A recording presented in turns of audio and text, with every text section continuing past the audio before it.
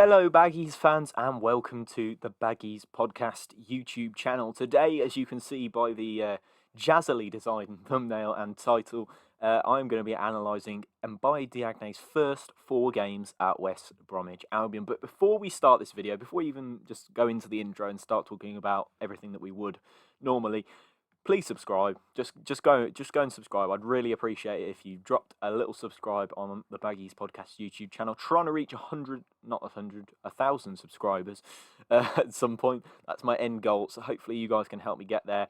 If you're watching this video and you fancy watching the rest of the videos on the channel, we get a podcast every Monday evening. We've had special guests on the podcast. We've also got special videos coming out, match previews, all that jazz. So if you want to stick around for that, I suggest subscribing.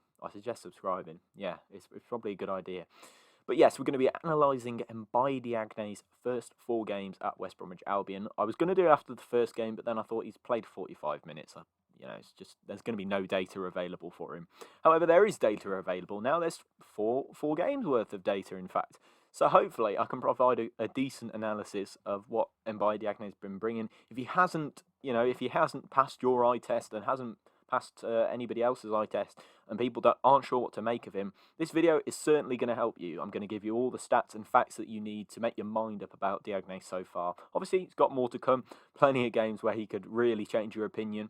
And change my opinion as well. I'm quite a fan of him, and he could potentially make things worse for me if he starts missing sitters. However, this is going to be an interesting video, analysing Mbaye Diagne and his first 4 games at West Bromwich Albion. However, I've jazzily designed the thumbnail. I've been teaching myself how to use Photoshop over the past few days. I've even launched an Instagram account for the podcast and started getting that going. Had a few views on my story for some professional footballers. I'm not sure if that's good or not, but we'll take it. But if you want to find my Instagram, the Baggies Podcast, that's now a link in the description, another one to add to the growing list of them. However, without further ado, let's get into analysing Mbaye Diagne's first games at West Bromwich Albion. So, as I mentioned, he's only played 4 games, not even a full 4 games. Against Fulham, he played 45 minutes the second half. Against Sheffield United, he played 67 minutes, and he's only managed 2 full 90 minutes so far against Tottenham and Manchester United. What I've done is I've split things up into categories. So I've split things up into, shooting and goals, creating chances, passing, dribbling, defensive actions, that sort of stuff. So you can sort of get a feel for him in each different category. So it's not all just that one shooting and goals category. That is one, but it's not the only one. So yeah, let's start with that shooting and goals category. Why not? So he scored 1 goal so far. You know that. I know that. He scored 1 goal, and that was against Manchester United at the weekend. A really good header, getting in ahead of Victor Lindelof and planting his header into the corner. So he's got an XG of 1.8 so far in his Baggies career. So he should be scoring, I think, a reasonable amount to score would be 1 or 2 goals. He's just between 1 and 2, more closer to 2. So maybe he could have scored another goal. I actually think he probably should have scored another couple. But XG is a difficult concept to grasp as to how they work it. I'm not quite sure. I was thinking of reading the book about it, to be honest. But yeah, he's managed an XG of 1.8, so he's slightly underperforming that. I'm not sure how you can score 0.8 of a goal, but yeah, you get what I mean. But he should have scored more than he has, is what I'm trying to say. He's had those opportunities to score. He's had 4 shots on target. 57% of shots that he takes have been on target for Albion so far. So he's clearly hitting the target with most of his shots. This is an interesting stat that I found. His average shot is from 8.1 yards out. So that's sort of the distance that he's taking his shot. So he's clearly finding those opportunities to shoot inside the penalty area. It's not from yards away. It's not from 2 meters away. It's from 8 yards. So just outside the 6-yard box and between the penalty spot and the 6-yard area. He's clearly finding those opportunities to get the ball in and to have a little bit of a shot. He scored that goal inside the 6-yard box, I think, just around on the edge. I think it might have even been from 8 yards, which would be a bit spooky. So yeah, he's finding those opportunities to score those goals inside that 18-yard box, about 8 yards out. So he's finding those shooting opportunities in that sort of area. So that's where he's liking to sit. That's where he's liking to make his movements. He's liking to sit around that area, and we've seen that. We've seen that with the goal he scored, and we've also seen that from the chances that he has indeed created. The next category is passing. Now, that's not something that you would probably associate with a striker, but actually, if you think about it, Diagne's done quite well. If I reveal these stats to you, he's attempted 42 passes, succeeding 32 of them. So that's a pretty good percentage of passes that he's completing and managing to get it in the right direction. 16% of these were made. 16 of these, sorry, were made under pressure. So people are obviously pushing him around, shoving him, and he's still managing to make these passes and succeeding with them. He's made 13 high balls, so that's above chest height, that is, and 23 ground passes, and then the other ones would be a low pass, which is just about I think that's about a few yard, like a yard off the ground or something like that. I'm not entirely sure. So he's making those passes and he's linking up play because he's making successful passes. So people are playing the ball into him and he's managing to pass it off and make a good pass out of it. Another category I've gone for is creating chances because he's not all just goal scoring. I mean, he hasn't scored any, he's scored one goal, but he's not all goal scoring. So he's going to be in there linking up the play.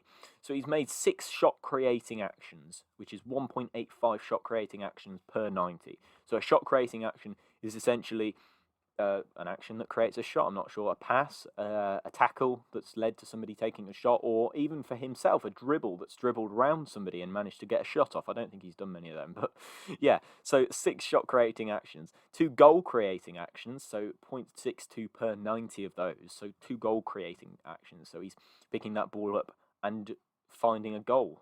I'd assume that one of those would be the miss, which led to Phillips scoring. He's also got an assist. Yeah, fair play to him. That really nice assist on his debut for Fulham. I wouldn't count the Phillips one as an assist, although fantasy football probably would. And by the way, Diagne, you're going in my team this week, so I'm going to hope that you're going to provide something good.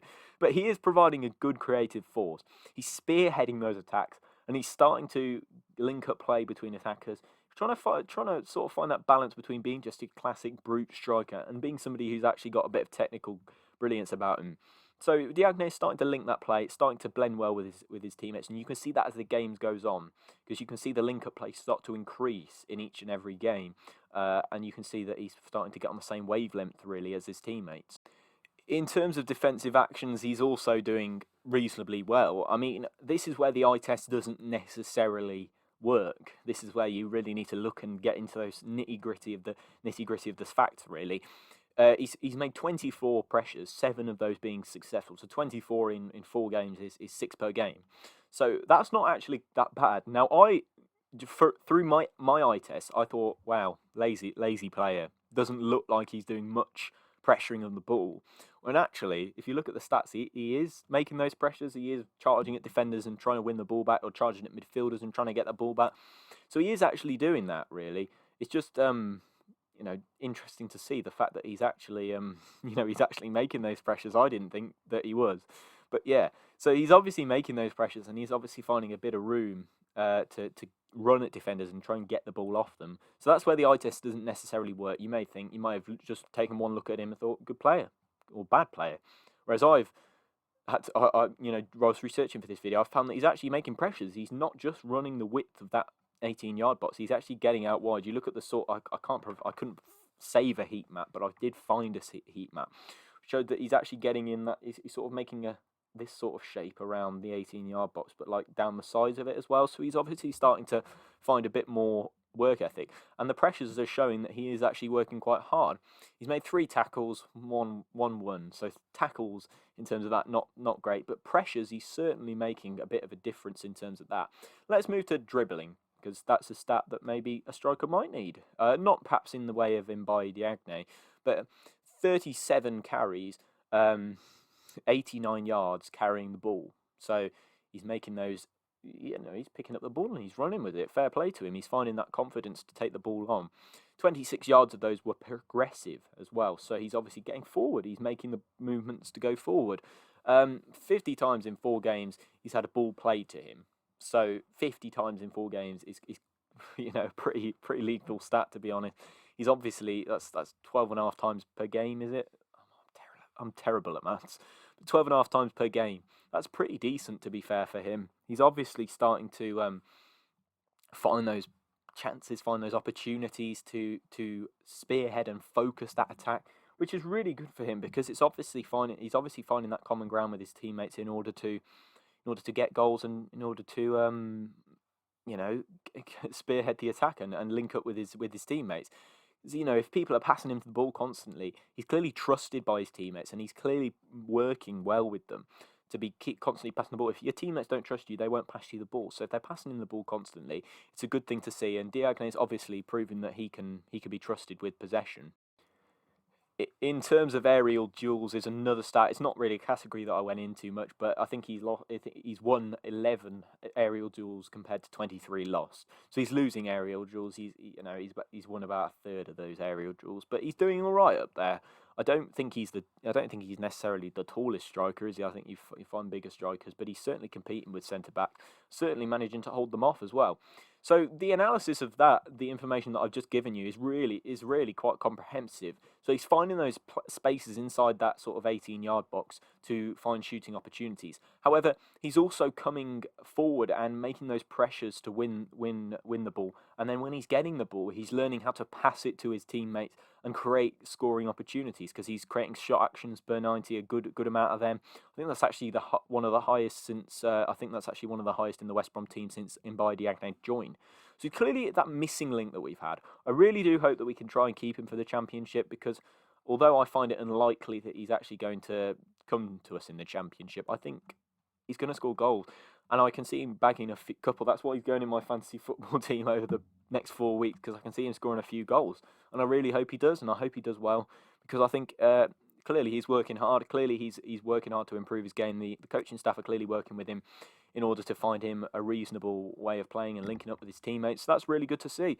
But yeah, he's certainly providing good in all the areas that you'd expect him to. He's very all round, and he's doing a very good job. Progressive runs is pretty good, because the eye test didn't tell me that he was making many forward runs with the ball. However, he really is. So yeah, I'm very pleased with Mbaye Diagne, and this analysis of him has just proved that I think he's doing really well at West Brom. Just a few more goals, because that XG, he is underperforming. But yeah, it's just something that he's going to have to work on. He had a couple of chances at the weekend to finish them, but unfortunately he didn't. But yeah, he's underperforming that XG. But I think that's really the area that he can just work on a lot, is finishing those chances when they come to him, because we're going to have limited, and he needs to be the one that finishes them off. However, that does bring us to the end of analysing Mbaye Diagne at West Bromwich Albion. So his first 4 games have been completely debunked for you. The stats have been read out from my lovely sheet, and they've been sort of given a bit of theory behind them and why they're the way they are. However, if you're new to the channel, please subscribe, turn your notifications on, because it would be great to see you back here. I've been teaching myself Photoshop, so Instagram is much better for me now, for you guys to keep up with my content, as well as Twitter. I'm always on there tweeting you guys, chatting to you guys as well. But yeah, if you want to leave your opinions on Diagne in the comments, I'd be glad to hear them, of course.